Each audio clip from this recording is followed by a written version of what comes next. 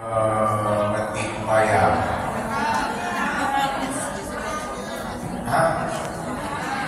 Pergi ke kebun memetik bayam. Cakep. Bayam dipetik campuran bakwan. Ya. Dari jawaban salam, nampaknya Tito ini banyak cicilan.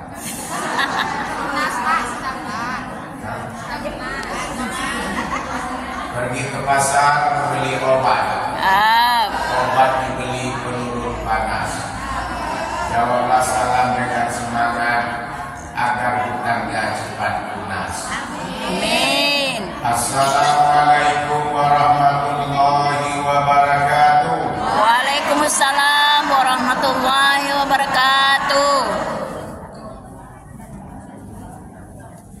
Alhamdulillahirabbil alamin. Arsala rasulahu bil huda wa dinil haq liyuzhirahu ala dini kullihi wa kafa billahi shahida.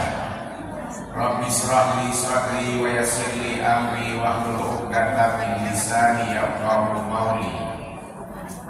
Subhanallazi asra bi 'abdihi lailan minal masjidil haram ilal masjidil aqsa allazi barakna hawlahu linuriyahu min ayatina innahu was-sami'ul basir. Sadaqallahul azim wa sadaqallahul karim wa nahnu dzalika minasyahidin wa syakirin. Yang sama kita hormati ketua beserta pengurus dan anggota lainnya Badan Kota Majelis Taklim Masjid Darussalam. Ibu-ibu, bapak-bapak nado, ibu-ibu yang hadir pada siang menjelang sore hari ini, termasuk adik-adik, anak-anak semuanya yang ikut hadir pada pengajian siang ini. Pertama, bersyukur kita kepada Allah dengan mengucapkan alhamdulillah wa syukurillah, sehingga bisa bertatap muka pada kesempatan ini. Pertama, kita dalam kondisi dan keadaan memperingati Isra Mi'raj Nabi Muhammad sallallahu alaihi wasallam.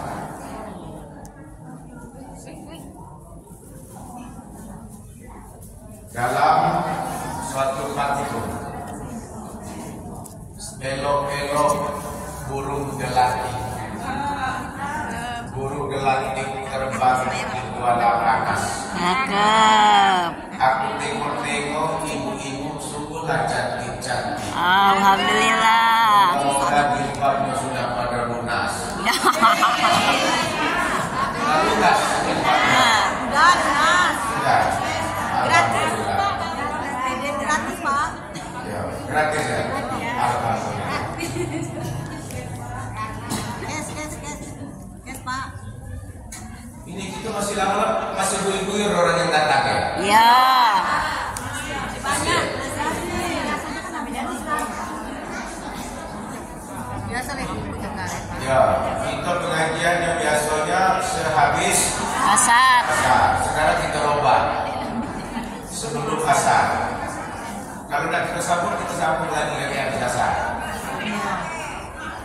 Hah? Nggak apa. Kan tidak ada juga orang minta ngasih tamu.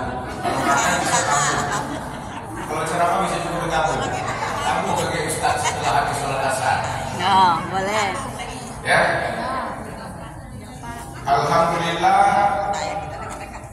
di dalam ayat Al-Quran katakan tadi, Maha Suci Allah.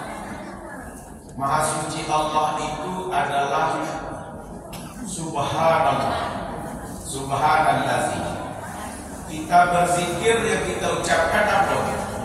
Subhanallah. Subhanallah.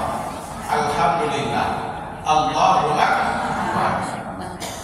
Pastikan nak mengucapkan Subhanallah, datang ibu-ibu pengurus majelis taklim ini. Tadi ada kotak saya tengok tadi, kardus. Itu untuk apa itu?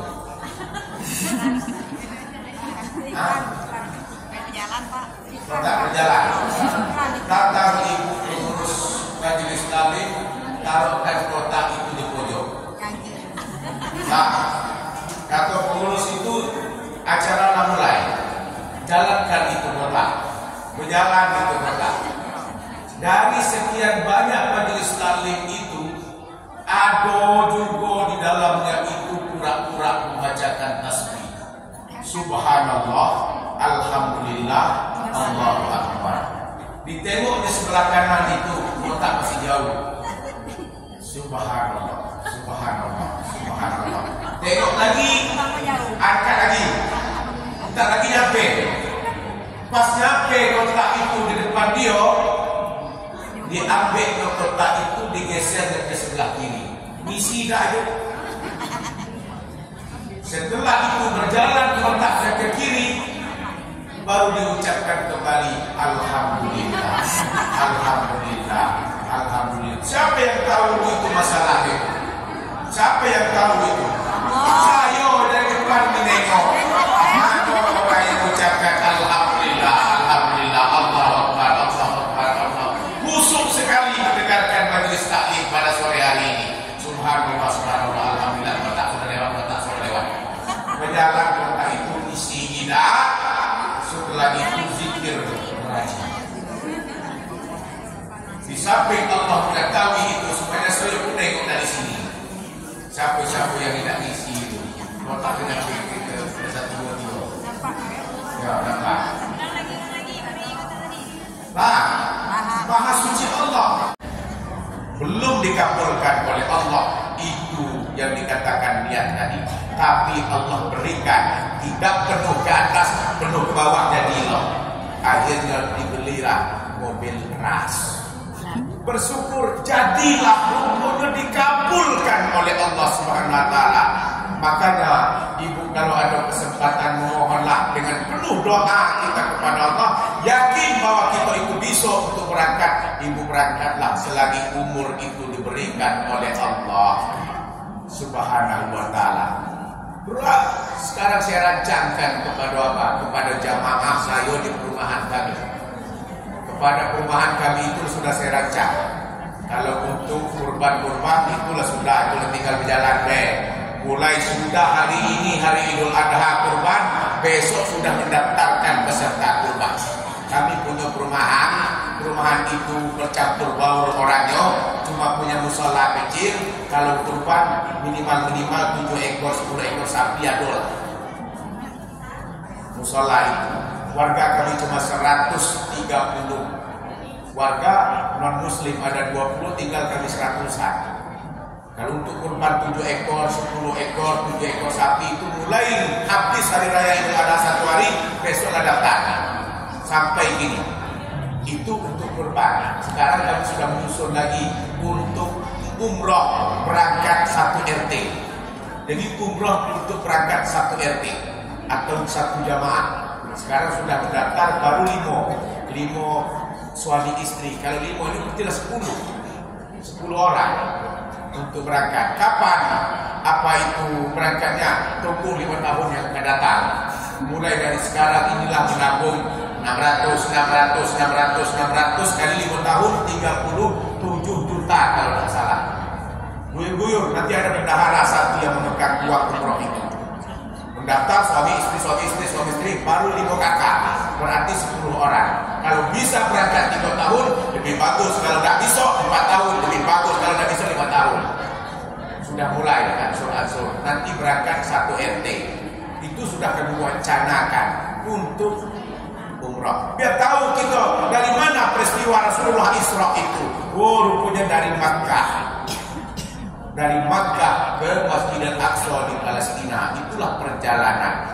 Perjalanan itu dari masjid ke masjid. Makanya kita yang datang ke masjid ini adalah orang yang punya iman. Apa kata Allah? Innama ya'muru masajidallah. Orang yang memakmurkan masjid Darussalam ini adalah orang-orang yang amana billah. Orang yang punya iman. Ibu jauh tinggal di ujung sana. Kalau iman sudah ada pasti datang ke masjid ini. Ibu dekat punya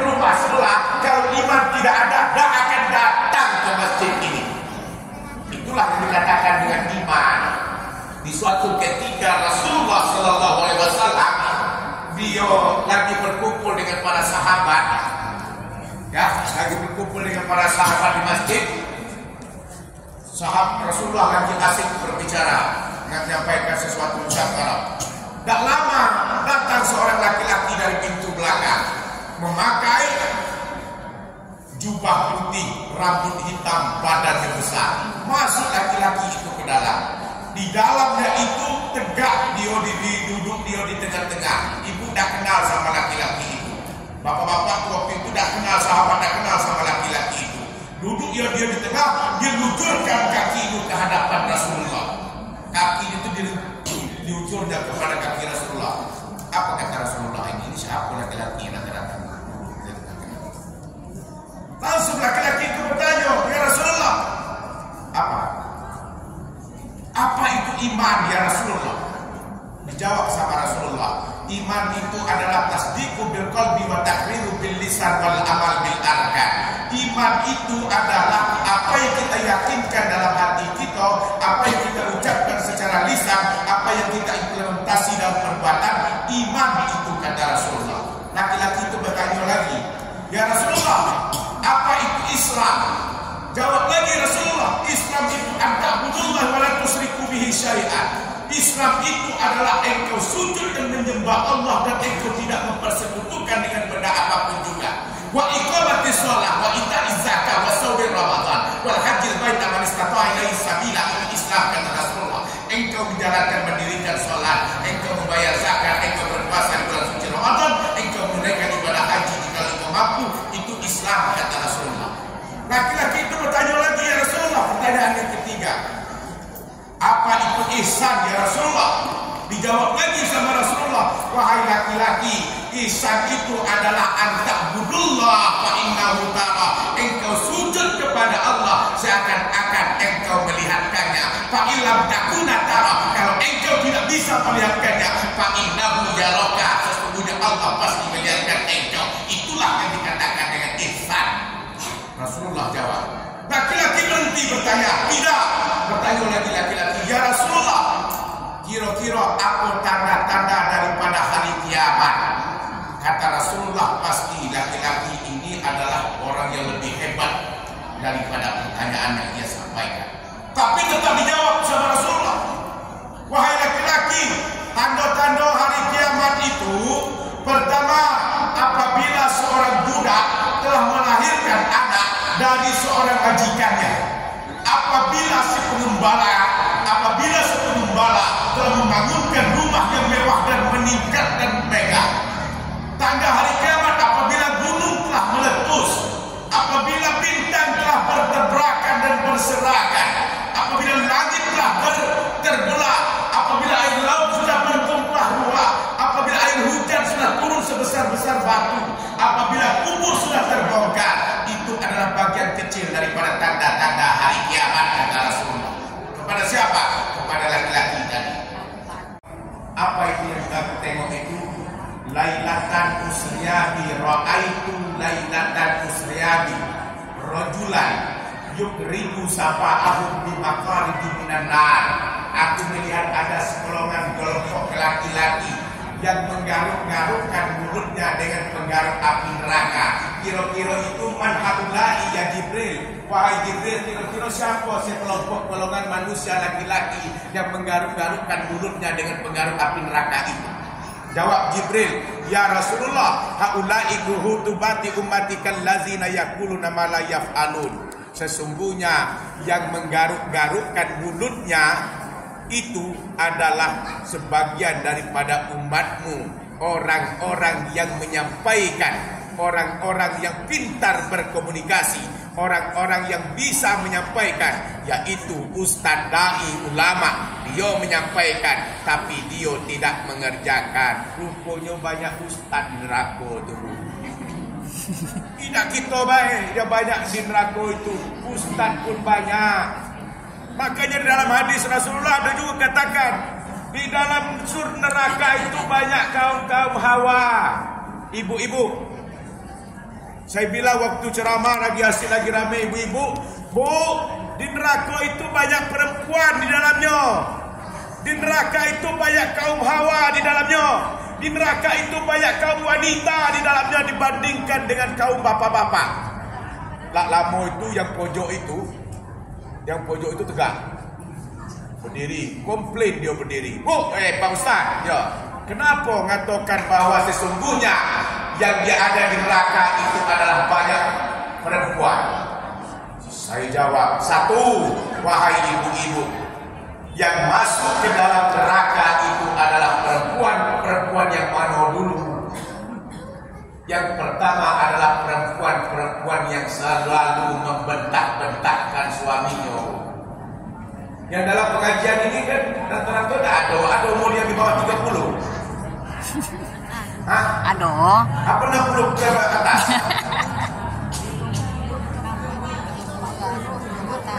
26 ke bawah. Oh ya, alhamdulillah. Yang di sini 26 ke bawah kalau belok. Di surga nanti semuanya dimudahkan semuanya umurnya. Di neraka itu banyak kaum perempuan. Kenapa? Rupanya orang yang selalu membentak-bentakkan suaminya, Bu, dimasukkan oleh Allah ke dalam neraka. Jangan kita sekali-sekali membentak-bentakkan suami kita, Bu. Bagaimanapun suami itu tetap suami kita. Ada yang terjadi seperti itu? Ada. Banyak bosan dengan suaminya itu. Pergi ngojek dapat 10.000. 10.000 itulah dari pagi sampai malam. Akhirnya ditagihan, wahai suamiku, kalau tidak dapat 250 satu hari, jangan balik. Pintu itu saya kunci. Kalau perlu pintu dipagar. Saking beratnya itu tugas diberikan oleh istri tadi, beban pikirannya itu sangat berat. Dia pun mencarinya itu sangat susah. Akhirnya pohon kelapa pun ditumburkannya. Kenapa? Beban sudah diberikan oleh istrinya. Balik dia dikasih cuma 50.000. Inilah rezeki dari Allah. Tak diterima. Dipodohkannya suaminya itu. Dikomplok-komploknya suaminya. Apa gawe dari jam 6 sampai jam 6 malam. Tak ada serius dan kerja memakan apa kita di rumah. Akhirnya menyentak-nyentak, membentak-bentak suami kita. Allah masukkan kita ke dalam neraka. Rezeki dikit, Bu, ridho. Rezeki banyak, alhamdulillah wa syukurillah. Tak dapat rezeki hari pun juga, alhamdulillah masih diberikan hidup. Banyak juga dapat rezeki, bersyukur, Bu, kepada Allah. Jangan kayak Sa'labah. Ibu tahu Sa'labah? Hah? Kenal sama ibu Sa'labah? Orang sebelah, hah? Ya? Ya, saya nak cerita lagi Sa'labah itu. Kenal ke tidak kita kenal? Orang sebelah rumah sini. Ada Sa'labah namanya. Rajin dia solat, Bu. Berjamaah, rajin. Ke Masjid Darussalam, rajin. Ikut zikir, rajin. Ketemu dia dengan Rasulullah, apa kata beliau? Ya Rasulullah, doakan kami ya Rasulullah, supaya kami ini bisa menjadi orang kaya, supaya kami keluarga itu bisa menjadikan orang kaya. Doakan kami ya Rasulullah. Apa kata Rasulullah? Baik, Sa'labah, nikmati nikmat yang ada saat ini. Syukuri apa yang diberikan oleh Allah saat ini. Walaupun itu sedikit, syukurkan itu baik. Tak mau Rasulullah mendoakan. Besok dia pergi lagi, dia solat rajin. Ketemu dia dengan Rasulullah Sa'labah itu. Ngomong lagi, ya Rasulullah, doakan kami sekeluarga ya Rasulullah, supaya kami menjadi orang kaya. Kami bisa juga mencicipi bagaimana menjadi orang kaya itu. Kata Rasulullah, wahai Sa'labah, nikmati dan syukuri nikmat yang kamu dapatkan saat ini. Pergi lagi Sa'labah. Besok solat lagi, ngadap lagi. Di suatu ketika solat berjamaah, cepat dia balik, cepat dia kabur. Ketahuan sama Rasulullah, panggil, wahai Sa'labah, kenapa engkau terburu-buru setelah solat berjamaah engkau langsung pulang? Ya Rasulullah, kami ini miskin. Kami tak punya banyak makanan. Ekonomi kami sangat lemah. Pakaian kami pun cuma satu. Apabila saya sholat berjamaah saat ini, istriku telanjang di rumah. Apabila saya berikan pakaian kepada istriku, istriku saja yang telanjang karena tidak pernah tidak punya pakaian yang banyak. Sampai di situ Sa'labah itu mengatakan kepada Rasulullah, memang beliau itu memang tak punya harta yang banyak, tak seperti kita. Ada jilbabnya merah, ada jilbab putih, ada jilbab kuning, ada apa. Nak pengajian ini jilbabnya, nak pergi undangan ini